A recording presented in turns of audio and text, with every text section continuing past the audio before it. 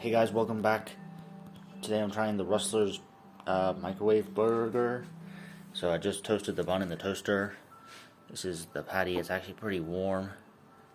As you can maybe see, there's steam coming off it. And then you add like the sauce and the cheese. So I'm just going to do that now. That's the cheese on it. And the sauce. Which is coming out of this little thing here. Okay.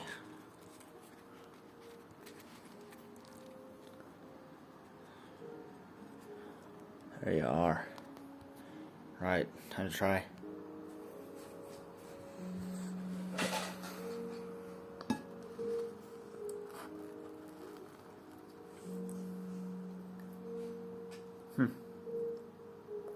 Nice. Sauce is sweet. You can actually taste the cheese. And yeah, I've never had a burger like this warm. So this was the Rustler's Flame Grilled Burger. Just trying it today. See you later.